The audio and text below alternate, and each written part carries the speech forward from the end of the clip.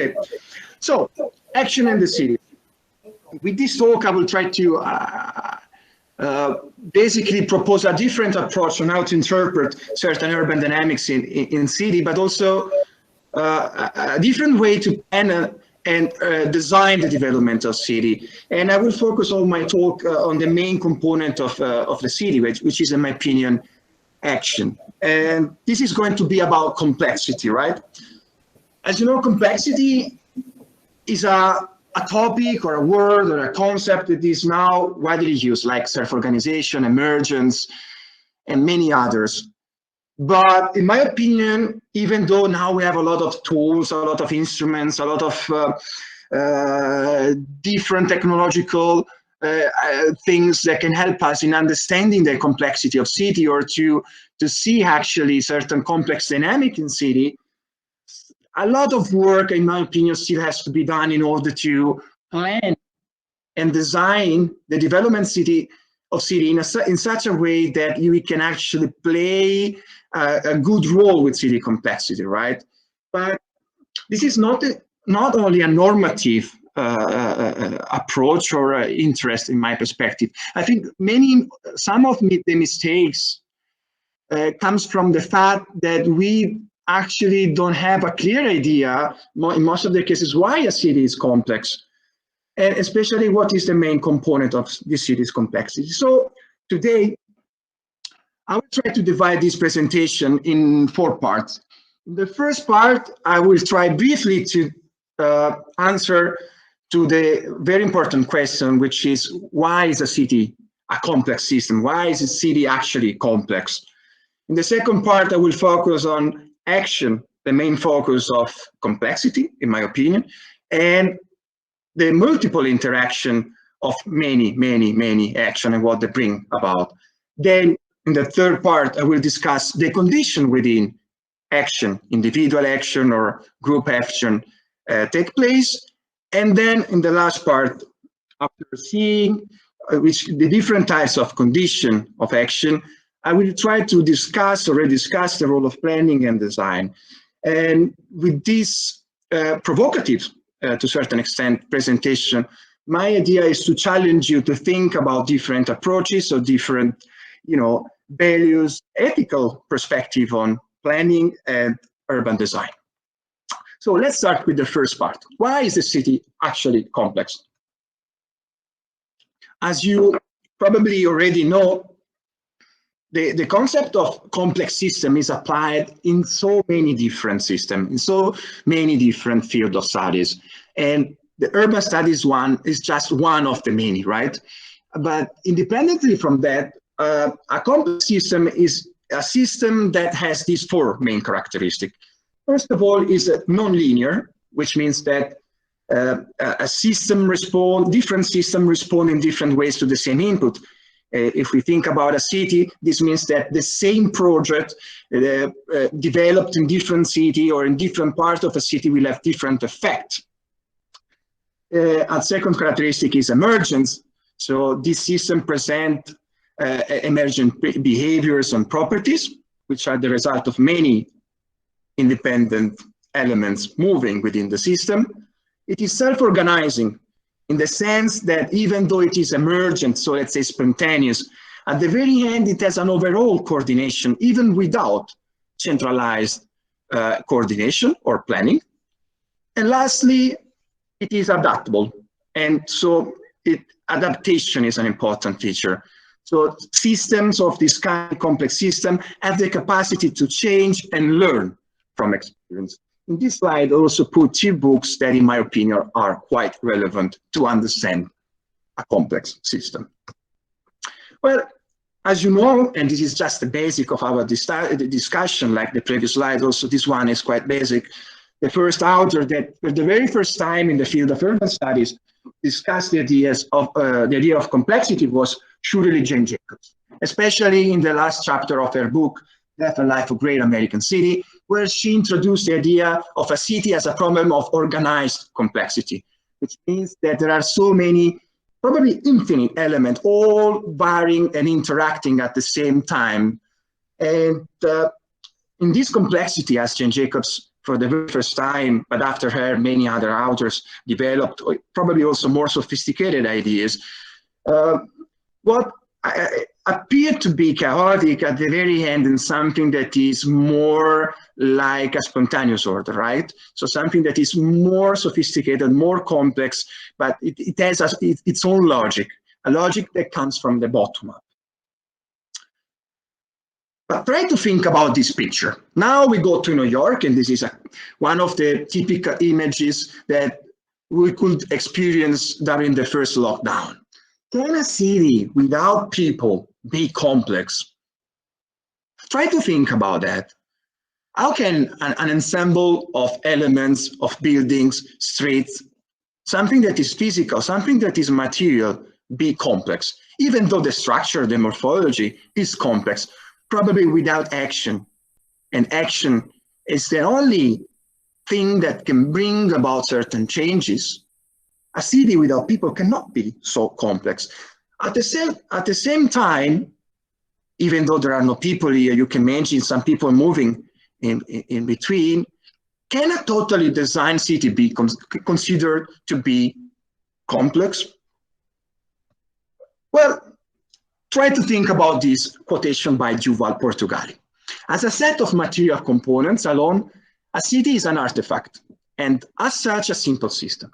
As a set of human components, the urban agents, the city is a complex system. So agents, urban agents. And again, we now use an architect, John Abrachen. If a built environment is a complex organism, it is so by virtue of human action. People imbue it with life. So in short, my idea, and not only my idea, because there are such a preeminent authors that already discussed this, city complexity does not depend on the presence of multiple objects, but on the presence of multiple action. So people having a certain independent space of acting. This concept can also be stressed a little bit more. If we think about a real city, this is more or less what I have in mind when I think about a city.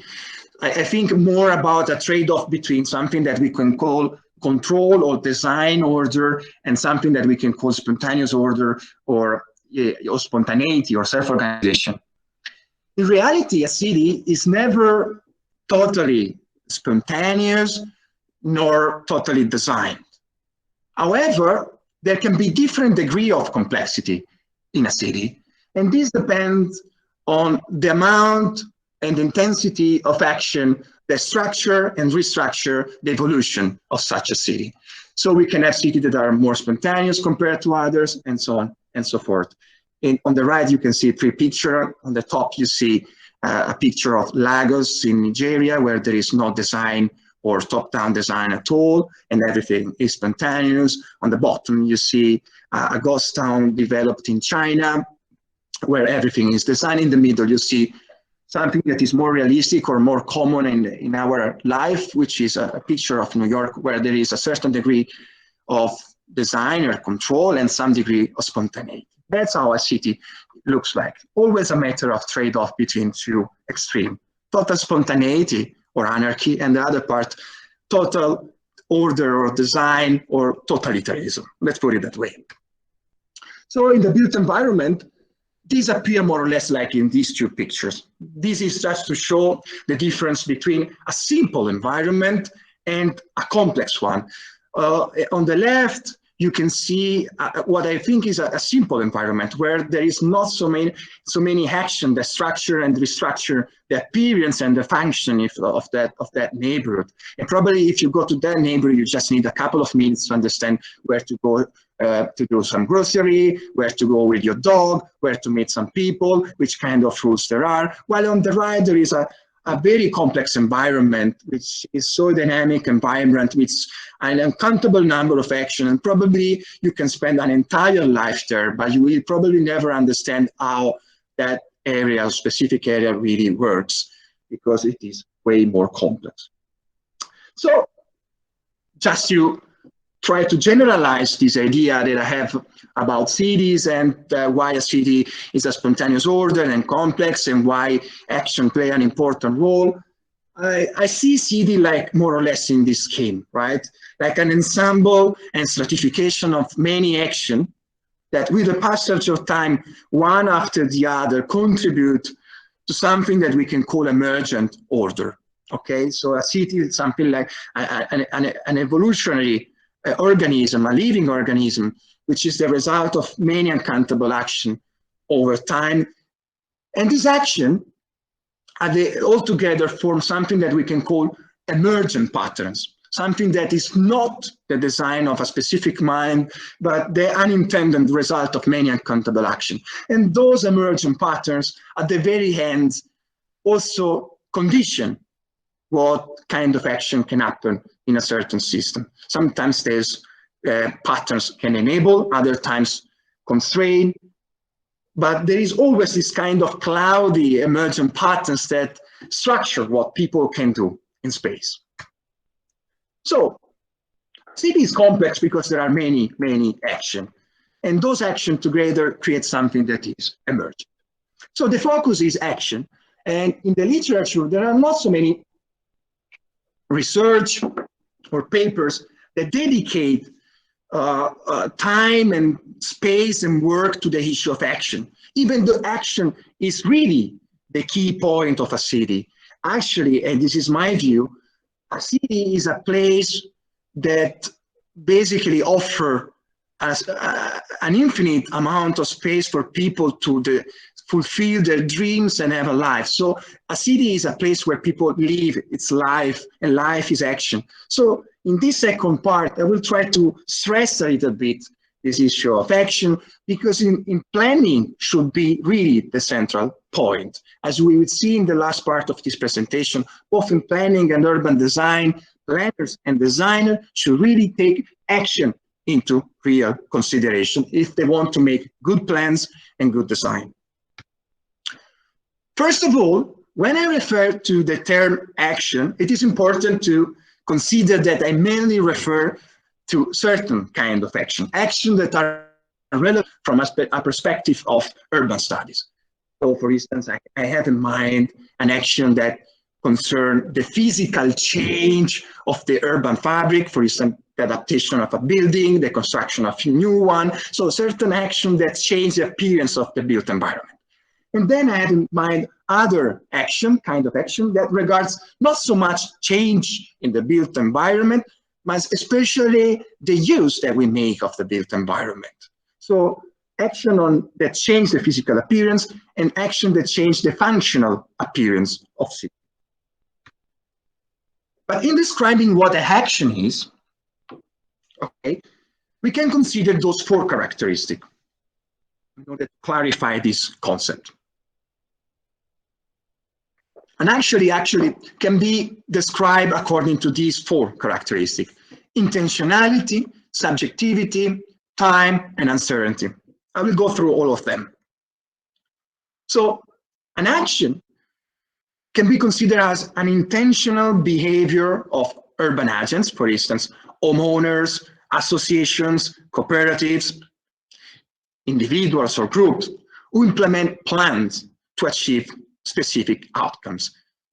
A city, according also to Yuval Portugali, is an ensemble of many, many, many plans. And one of those plans are the plans provided by planners, for instance. But a city is a place where there are many intentional plans that try to achieve a certain change in the future. The second aspect is subjectivity, because action are the expression of subjectivity and the diversity of agents' values, needs, and preferences. Okay. Third, since action try to achieve certain change in the future, the issue of time is quite central. So we can distinguish three temporal stages in one action. We have a plan in the beginning, we have the action in itself, and then we have an outcome. So an action is not something finite, a point in the time dimension, but is more like a process, right? And the last characteristic is uncertainty. because any action, small, big, large, interfere with the course of urban events. And these imply uncertainty concerning the future. Actually, the main reason why individuals or urban agents act is because the future is uncertain. And since the future is uncertain, they try to act, or we try to act, in order to change it in a proper way, or in a way that we think is desirable. Of course, what is quite central in discussing action is the issue of knowledge. Indeed, and contrary to the classical economic idea, urban agents are not rational actors, but agents with very limited knowledge and very different expectation as regards future events. And this depends on the fact that we have two different kinds of knowledge. On the one hand, we have the know-that, so the theoretical knowledge, but on the other, we have a practical knowledge, so the know-how. And a city largely depends on something that we can call practical knowledge. Jacobs will refer to this knowledge as something that is contextual or local, okay? And kind of knowledge which is based on experience of the daily life. To give you an example, one thing is to know how to design a good building. Okay, this is a theoretical knowledge. Another thing is to know exactly where to buy the land, which kind of building to renovate, how to design, where to find the good materials, where to find the good developers, and so on and so forth. One is theoretical, the other one is practical. And a city is based and function according to this practical knowledge. Practical knowledge, a knowledge of time and space, it's really fundamental. But let me try to explain this knowledge, a knowledge that all of us possess. This knowledge, practical knowledge, is contextual. So this means that it's tied to a personal experience of time and place. Most of the time is also tacit. So it is internalized in the minds of individuals, and we also make use of it without even being really aware of. Moreover, this kind of knowledge, practical knowledge, cannot be centralized in one single mind. It is by definition dispersed in society, okay? And this poses important limits on planning. Since we cannot collect this knowledge, planning will always be somehow ignorant about certain contextual situation. So, to summarize, an action is intentional, depends on subjective values, is connected to the issue of time, and imply uncertainty. So let's move now to a second level. So what happens when there are so many actions, like in a place like a city, right, where there are so many actions all clustered together, and there is this interaction of multiple independent action. In this case, we have three characteristics, which is unintentionality, emergence, and unpredictability. First of all, when I stress the emphasis on action as an intentional behavior, of course, this does not imply that city can be the result of predetermined rational expectation. Indeed, the multiple interaction of many uncountable number of actions over time give always rise to something that is emergent, which means beyond the boundaries of human design. And of course, this emergence, as already said, also condition the action of other agents. Third, if on the one hand, one single action has certain immediate, intentional effect, some goals that individuals want to achieve, they also come with certain unpredictable side effect and chain reaction. Indeed, independently from the kind of action we are developing, we cannot be really sure on how other people will react to that action. And this is what happens most of the time when we develop large-scale developments or architectural projects and so on and so forth. An important specification, however, regards the fact that not all emergent patterns are desirable or preferable to design order. Indeed, many times the accumulation and stratification of actions can also create something that is undesirable or largely considered to be undesirable. So planning is needed in order to avoid the emergence of something that is perceived as negative. In this regard, I think the best author who wrote something very interesting is Alain Berthaud, and in particular, he wrote a wonderful book on order without design, and there is also a wonderful free downloadable paper which is titled Top-Down Design versus Spontaneous Order. However, and this is an important point, emergence in city is unavoidable, and there are good reasons to relate productivity to it. So why I say that emergence in city is unavoidable? As long as we grant even a very small amount of freedom to individuals, the final result of how people will use that freedom will always be something that is emergent, or there will be always a certain amount of unpredictability and spontaneity. So my idea is that we should learn how to work with these spontaneous forces in a positive way. And this is something that most of the orthodox mainstream planning activity actually do not consider at all. If you look at history, most of the time we work against spontaneous forces instead of with spontaneous forces. And here I need to read.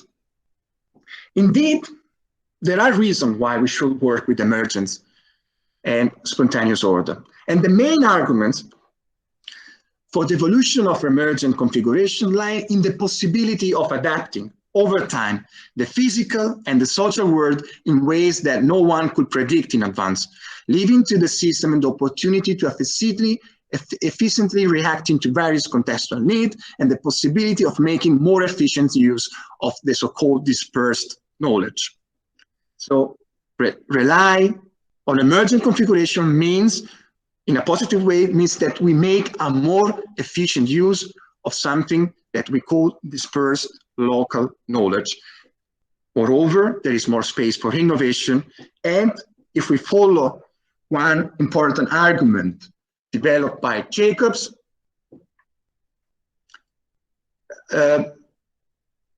if we prevent people from solving their own problems, a city as a whole cannot solve their problems either.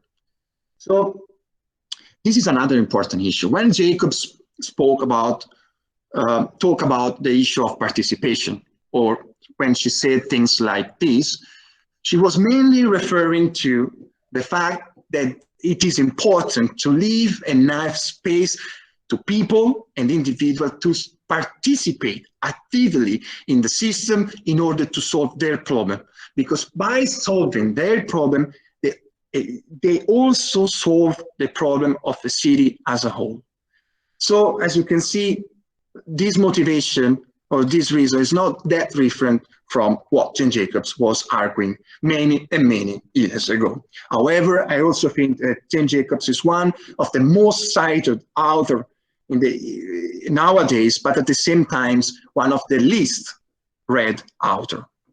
Anyhow, let's move to the third part, conditions of action. So far we saw why a city is complex, so the presence of multiple action. We saw which are the characteristics of actions. We saw the issue of knowledge. We saw what the interaction among multiple action brings about and other things. But actually, it is important to underscore that any action in an urban system take place in circumstances that conditions, which means constrain or enable what agents can do and how. Think about these four images, for instance. These four different urban environments offer totally different conditions to urban agents. Imagine you are a person who wants to open a new restaurant, for instance. Obviously, you will find totally different conditions in these four different environments. It's because each single environment provides certain conditions that can favor or discourage certain action. However, and by referring to Ben Overland, only subjects can act, but there is no such things as purely individual action. Human action is always an expression of sociocultural and material conditions. And most of the time, those conditions are emergent, spontaneous, something that we not really control.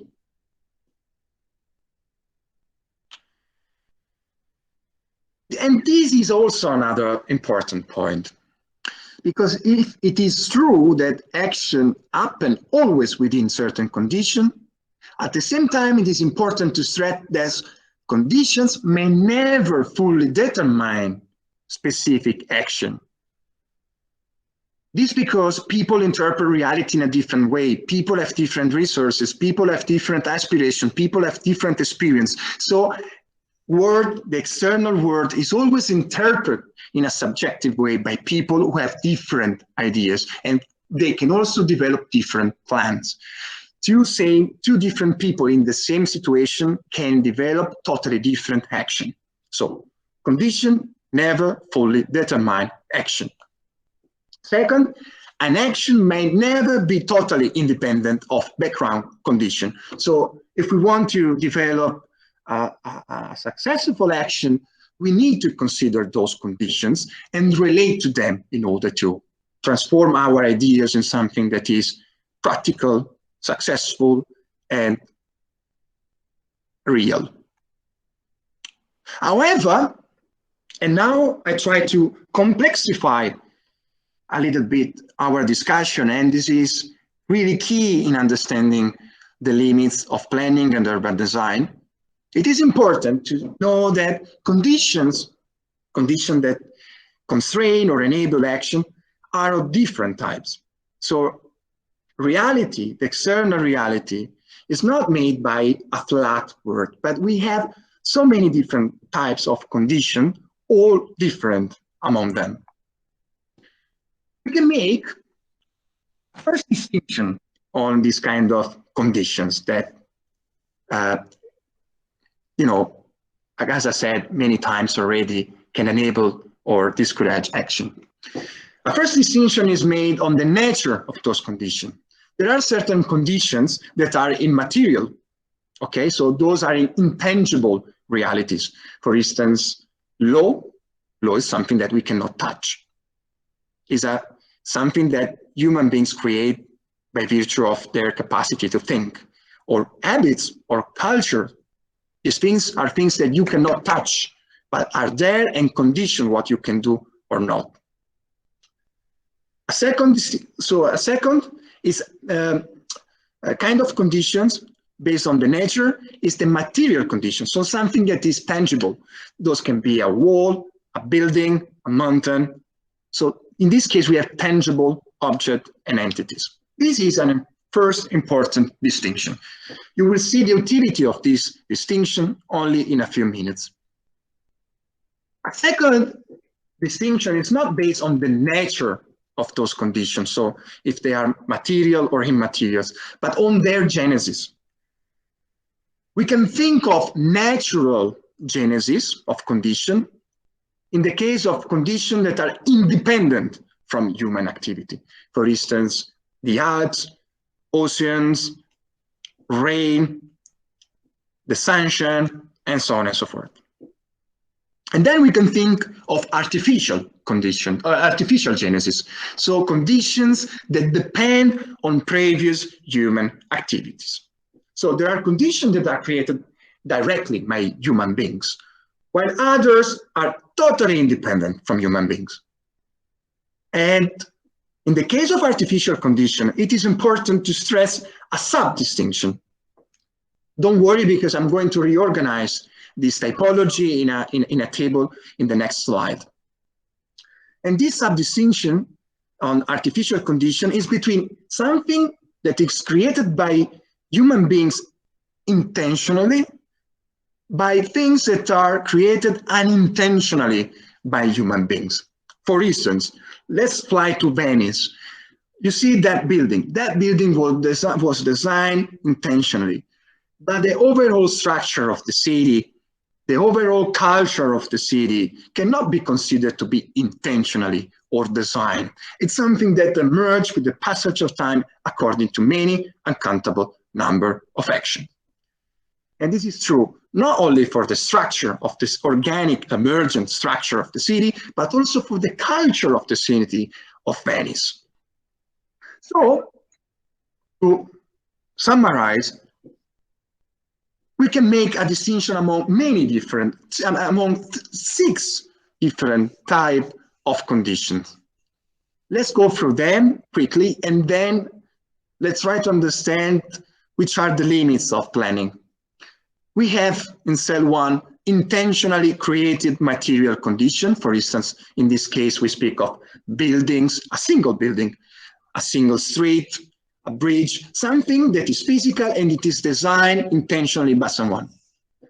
Then we have an intentionally generated material condition. So we can think of the urban fabric or the city as a whole, which is the result of many actions, but not a specific totalitarian plan. We can think of naturally generated material condition, like for instance, mountains, rivers, and so on. We have intentionally created immaterial conditions. In certain cases, in this case, we have things like that are created intentionally and they structure the action of people, like civil codes, land use plans, build standards, contract, private property. Then we have unintentionally generated immaterial condition, things like language, the market system, customs, habits, and so on and so forth. And then something that is quite difficult to describe, but we can call naturally generated immaterial conditions. Okay, as you see, all these things to describe the complexity of reality and also to understand the role of planning.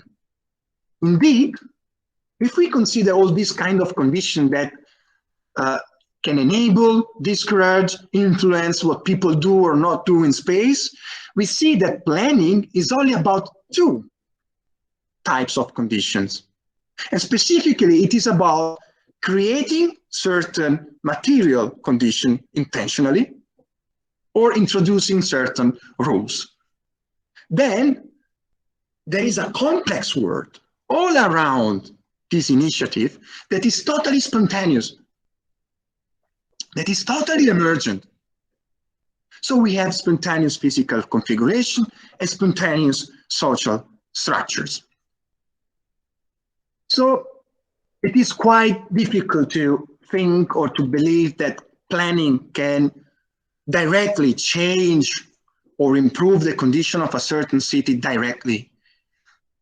Planning or urban design, in my understanding, is something that works with a world which is totally complex and very hardly controllable and most of the time unpredictable. So we saw that a city is complex because there are so many actions, right? Especially there are so many actions that interact and create something that is emergent.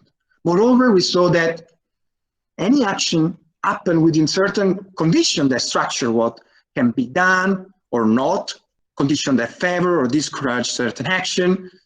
And we also see that there are 6 different types of conditions, or there can be even more. This is just a simplification. And only 2 of them are related to planning. So the question now is, Stefano, since we know that a city is complex and action is so important, and we are surrounded by so many conditions, and only 2 are relevant for planning, what can planning and urban design do? First of all, if we seriously consider the importance and relevance of action, we should be aware that planners and designers may intervene directly only on the conditions of action and not on the action of individuals. So planning can also change certain conditions, but cannot change reality directly. For instance, planning or design cannot force some individuals to move from one part of the city to another. For instance, planning cannot oblige people to open certain activities in a part of the city if there are not entrepreneurs who are willing to invest in that neighborhood. Or planning cannot force some people to build something if they don't want to. All this entailed the possibility of determining and preserving over time specific social spatial configuration. Because these specific social spatial configuration or social spatial configuration in general will always depend and will be always the result of many uncountable number of actions. Moreover, planners may control only two of the conditions relevant to the action of individuals. Intentionally created material conditions, for instance, by realizing certain public infrastructure and spaces, and intentionally created immaterial conditions, for instance, by means of planning rules. So, we know all these things. We know that there are good reasons to relate to emergence. We know that planning and urban design has certain limits. So what the strategies should be about, which kind of approach we should develop if we recognize the relevance of action and the importance of complexity.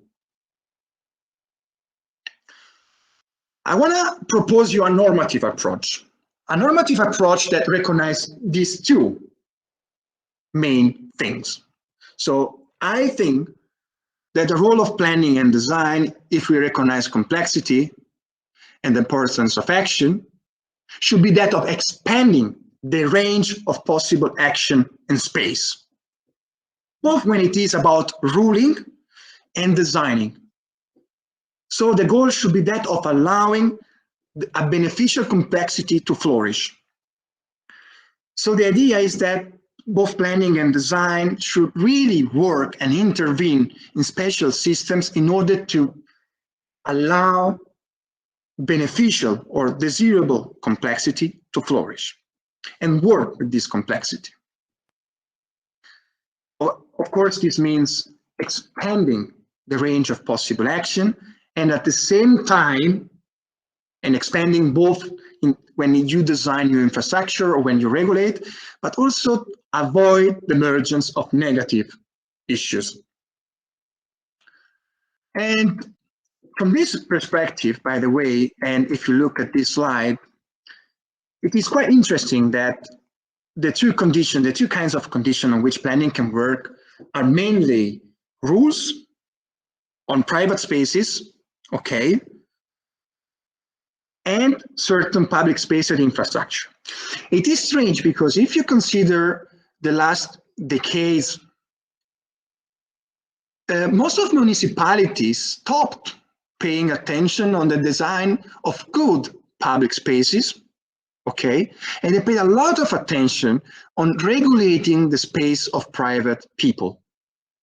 So, of course, then there are differences from one country to another, but for my experience, we started to have an approach which is so comprehensive and so detailed when it comes to the private space, and we paid so little attention in the generation of good public spaces that everything should change more or less if we consider the relevance of action. So I said, planning in this way should be about ruling private property or designing public spaces. Now I will try to give you some examples on how it is possible to expand the range of possible action and work in a positive way with complexity.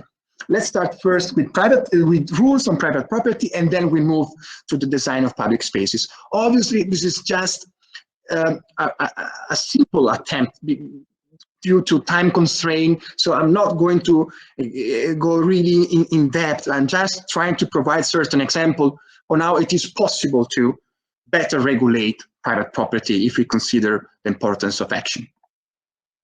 First of all, we should reject the traditional and strictly instrumental idea of law. And when I say instrumental idea of law, I mean a kind of law or land use planning that try to design the city directly.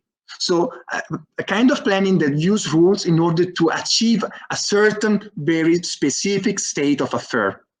Of course, if you have a very specific idea on how the city should look like in the future, you should also introduce so many rules and so detailed rules in order to oblige people to do certain specific action, altogether reaching and achieving a predetermined idea of a city. And you can see that, for instance, in the use of zoning maps, okay, which are usually very intricate and complex, and there is a lot of distinction from one property to another. So with this zoning map, we usually define the kind of density, the kind of uses, the kind of intervention we can do in buildings. At the very end, we have a very detailed design on how the city should look like in the future. And second, not only rejecting an instrumental idea of law, but we should also try to distribute design responsibility in space. How? As regards rules, and we know that planning is a lot about rules, even though at university we do not discuss about planning rules at all, in most of the cases, we should prefer relational rules, which are abstract and general, over directional rules, which are specific and particular. So relational rules, or something that I call relational rules, do not concern concrete overall physical outcomes, but the general process of action and interaction over time. These kind of rules are rules that discipline the interaction among different individuals, okay? And not the specific outcome, physical outcome in a city. And I think rules should be mainly about regulating the interaction among different individuals. The role of rules is to facilitate action. A good example in this regard is, for instance, the case of Almere Oosterwold in the Netherlands, where the municipality is developing a city of 43 square kilometers. In this area, there is no master plan, no zoning, but only a very limited amount of rules. And those rules regulate the interaction among different people, and the overall design and configuration is totally emergent. We should provide rules, mainly negative rules, so we can say prescriptive. If we go back in the times, this is the proper word. So we should prefer a prescriptive approach, negative rules over positive rules or prescriptive rules. So my idea is that rules should mainly focus on externalities that must be avoided, and not so much on the uses of certain buildings. Of course, if the focus of rules is to prevent the emergence of negative externalities, they should not focus so much on what happened within buildings. So we should not regulate so much the use of a private building or a private land, but especially the kind of undesired effect that we want to prevent. In this regard, I think a wonderful research has been developed by Besim Hakim. In this slide, I provide one example taken by his book on Mediterranean urbanism. It's a quite old example, but you can use the same approach also in contemporary urbanism. In the case of Ostuni, which is a city in the southern part of Italy, there was a very simple and negative rule. And that rule said that households were free to do whatever they like, okay, as long as they do not compromise the passage of people in the public space and street. So what happened? A negative approach. You are free to do whatever you like as long as you don't compromise the passage of people. Households started to find agreements with other neighbors in order to build up these arches and make stronger facades. And they found out creative solution to a common problem. So the negative approach Also, expand the creative action and space of individuals to find more appropriate local solution. But let's move on. Third, we should prefer stable rules and not flexible one. And this is one of the biggest mistakes in our contemporary planning activity. We now know that self-organization is important, emergence is important, adaptability is important, and so many colleagues of mine believe that since self-organization and all these kind of things are important, we should not have a stable framework of rules, but instead flexible. So we should have a framework that follow complexity and not vice versa. But this is a real problem, because if we want to expand the space of action, we should provide a stable framework. Indeed, urban agents need clearly know the rules of the game, and not merely for the short-term action, but also for their long-term endeavors. The only way to expand the action space is to create a framework which is stable, but at the same time, within that framework, there should be enough flexibility. And if you provide rules that are relational and negative, usually you have this kind of flexibility. It is only when you start introducing very prescriptive, specific set of rules that you need to change them anytime as new circumstances evolve in society. In this strange world that we created after the Second World War, the only people who are really happy with that are lawyers. Lawyers, because there is such a mess and such a lot of bureaucracy that they make a lot of money out of it. Usually, these facilitate, by the way, big players, because they have a lot of money to spend, and not so much the small players, who anytime they have to do something, for instance, change the appearance of a facade, change a window, change the front door, change the roof, they spend a lot of money only to understand what they have to do or not. Anyhow, the last advice on the kind of rules on private property is exactly on property in itself. Indeed, the idea is that the only way to expand the range of possible action is to have as many possible independent urban agents who are in the position to act and change the built environment. And this can be achieved only if we expand or we create a system that has several property, so multiple property, independent property. Only in this way we grant enough space to people to act independently, even though I'm not envisioning a society made of atomistic players. As you know, people can get together, we can create cooperative, association, and so on and so forth. But the idea is that, of course, to have more action and to rely on action and complexity, we need to have more and more agents, especially small agents, in a situation to act according to their own needs. Let's move now to the design of public spaces. Also in this case, the discussion can be very long, but I have selected only a few cases and examples. The first point is that while buildings change and adapt very fastly over time, things like street layout or certain infrastructure or the plot configuration or the block configuration of city are more persistent. So my idea is that urban design should concern essentially only those collectively important elements that truly need to be designed. What is collectively important, by the way, is something that depends from one place to another according to different priorities. So if urban design focuses on only those priorities, at the same time, in a complementary way, also think of the needs of the other things that instead needs or can be left open to self-organizing processes of change. To simplify, you can think of the street grid of New York made already a couple of centuries ago, where the streets and the layout of public space is very well designed, let's say, and then within this layout, a lot of spontaneity and complexity is able to emerge with the passage of time, by the way, and to renovate and be adapted and readjusted, right?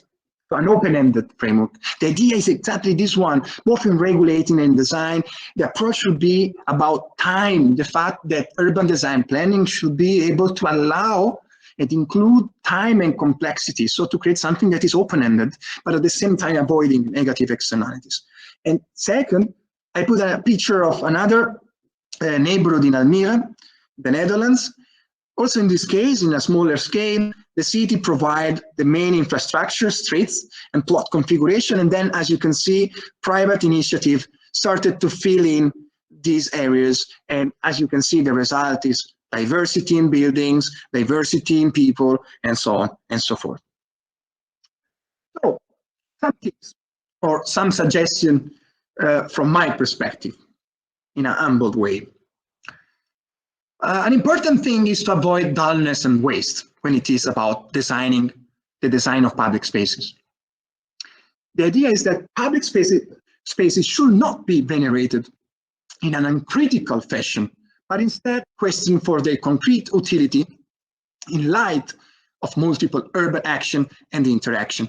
So public spaces, especially when they are open, should be designed to serve action and interaction. So they should be created only when needed. Otherwise, they can have a negative, also unintended effect.